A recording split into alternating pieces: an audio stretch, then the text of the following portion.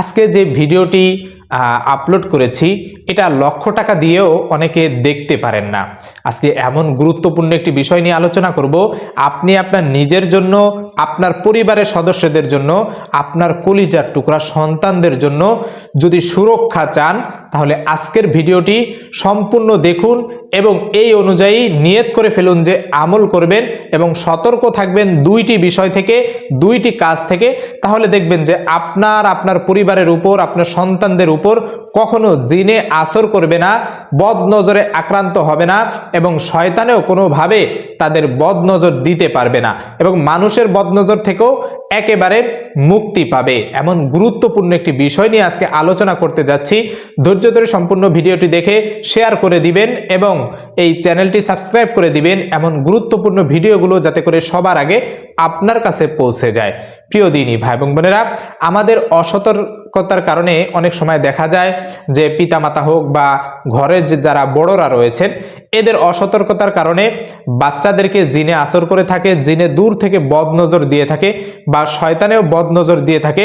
তার দুইটি প্রমাণ রয়েছে, এমন দুইটি প্রমাণ আজকে তুলে ধরবো এবং এর থেকে, এই বদ নজর থেকে, জিনের আসর থেকে বা শয়তানের আসর থেকে আপনি কিভাবে মুক্তি পেতে পারেন এমন একটা ছোট্ট আমল শিখিয়ে দিব, বাংলা উচ্চারণ সহ লিখে দিব স্ক্রিনে, যাতে করে আপনি এই আমলটা করলে আপনার পরিবারের যারা ছোট ছোট সদস্যরা রয়েছে, সন্তানরা রয়েছে, এরা সুরক্ষা থাকতে পারে, একেবারে সুরক্ষা বেষ্টনীর ভিতরে থাকতে পারে।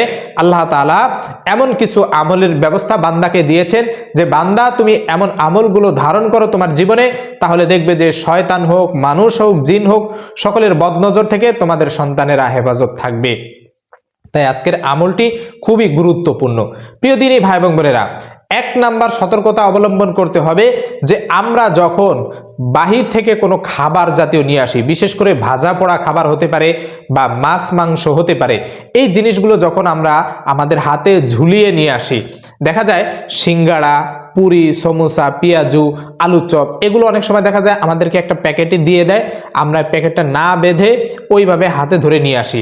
আর এই কারণে দূর থেকে শয়তান হতে পারে অথবা জিন হতে পারে, এইগুলোকে বদ নজর দেয় অথবা এগুলোর সাথে আমাদের ঘরে প্রবেশ করে। আর এই কারণেই দেখা যায় আমাদের ঘরে যে ছোট ছোট বাচ্চারা রয়েছে এদের উপরে জিনের বদনজর পড়ে যায় অথবা সরাসরি জিনে আক্রমণ করে। আর এই কারণেই বাচ্চারা দেখা যায় যে অসুস্থ হয়ে পড়ে এবং এমন অবস্থা হয়ে যায় দিন দিন শুকিয়ে যায়। আবার এমনও হয় যে রাতে ঘুমের ঘরে শুধু কান্না করে আর কান্না করে। এই কারণে এই ধরনের বোকামি আমাদের দ্বারা যেন কোনো সময় না হয়ে যায়। তো এর থেকে মুক্তির উপায় কি? এর থেকে মুক্তির একটা উপায় আছে, সেটা বলে দিব। এটা হচ্ছে এক নাম্বার বিষয়। আর দুই নাম্বার যে কারণটা হচ্ছে, ঘরের ভিতরে যদি কোনো পশু প্রাণী বা মূর্তির ছবি থাকে, সেই ঘরে যখন রহমতের ফেরেশতা, বরকতের ফেরেশতা না থাকে, তখনই সেই ঘরে শয়তান এবং জিন এগুলো ঢুকে পড়ে এবং এর কারণে সহজেই তারা ছোট ছোট যে বাচ্চাগুলো রয়েছে এদের উপরে আক্রমণ করতে পারে, এদেরকে ধোঁকা দিতে পারে, এদের উপরে জিনের আসর পড়তে পারে। আর এই কারণেই বাচ্চারা অনেক সময় অসুস্থ হয়ে যায়, ঘুমের ঘরে কান্না করে। এই বিষয়গুলো থেকে যদি নিজেকে বাঁচাতে হয়, পরিবারকে বাঁচাতে হয়, তাহলে এই আমলের বিকল্প অন্য কিছু নয়। তাই আপনি এই আমলটা একেবারে খুব সহজ নিয়মে শিখে নেবেন, একবারে প্রত্যেকটা দিন সতর্কতা অবলম্বন করবেন, তাহলে মৃত্যু পর্যন্ত দেখবেন যে আপনার পরিবারে কখনো জিন, শয়তান, মানুষ কেউ ক্ষতি করতে পারবে না ইনশাআল্লাহ। আপনি যখন খাবারগুলো ঘরে আনবেন, আপনার মাছ মাংস হতে পারে অথবা ভাজা পোড়া কোনো কিছু হতে পারে, ঘরে ঢোকার আগে দরজায় দাঁড়িয়েই, বাহিরে দাঁড়িয়েই ঘরে ঢোকার আগে দুইটি আমল করবেন। একটা হচ্ছে কোরআন থেকে, একটা হচ্ছে হাদিসে শেখানো রাসূল সাল্লাল্লাহু আলাইহি ওয়াসাল্লামের একটি দোয়া থেকে। কোরআন থেকে হচ্ছে সূরা ইখলাস, সূরা ফালাক, সূরা নাস, অন্তত পারলে 3 বার পড়বেন, না পারলে কমপক্ষে 1 বার করে পড়বেন।